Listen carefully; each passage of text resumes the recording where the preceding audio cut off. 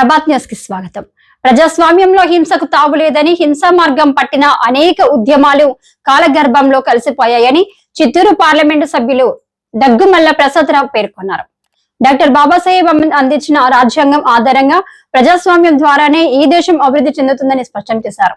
Corporate రంగానికి వెన్నెముకగా నిలుస్తున్న ఉన్నత స్థాయి ఉద్యోగులు, కార్మికులకు రిజర్వేషన్లు అమలు చేయాలని ఆయన కోరారు. తద్వారా వివిధ సామాజిక వర్గాల నుంచి అధిక సంఖ్యలో ఉపాధి పొందే అవకాశం ఉందన్నారు.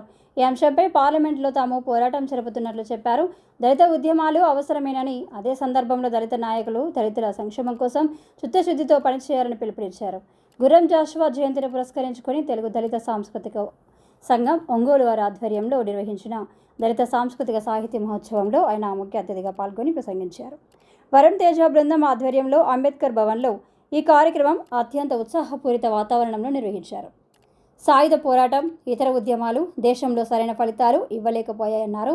భారతదేశంలో పనిచేయగలిగిన వారందరూ తమ తమ విధులను నిర్వర్తించే ఈ దేశం అభివృద్ధి చెందుతుందన్నారు.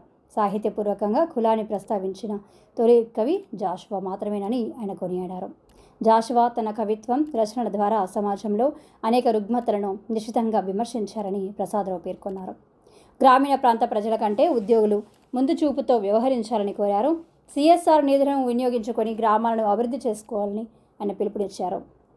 ప్రజలు ఎదుర్కొంటున్న సమస్యలను నిర్భయంగా తమ దృష్టికి తీసుకువచ్చారన్నారు. రాను కవిత్వానికి ఉన్న ప్రాధాన్యత కూడా తగ్గిపోతుందని ఆవేదన వ్యక్తం చేశారు.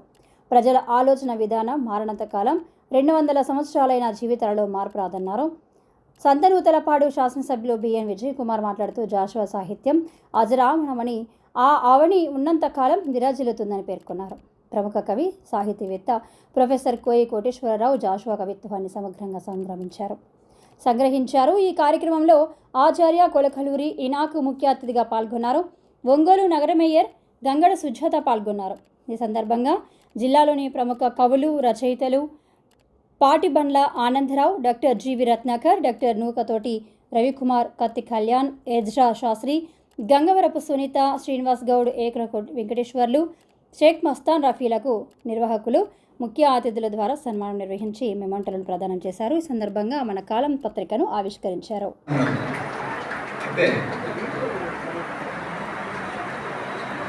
దళిత సాంస్కృతిక సాహితీ మహోత్సవం చాలా మంచి ఉద్దేశం. మనం ఇప్పుడు కాంటెంపరీ మాట్లాడుకునే ముందు మనం గుర్రం జాషువా గారి జయంతి సందర్భంగా ఇక్కడ ఉంటున్నాం కాబట్టి మన ముందు మాట్లాడే మూలంకషంగా గుర్రం జాషువా గారి కవిత్వం గురించి కానీ, ఆయన చేసిన బాధ గురించి కానీ చెప్పే అయితే ఒక విషయం మీద ప్రస్తావించాలనుకుంటున్నాను. గుర్రం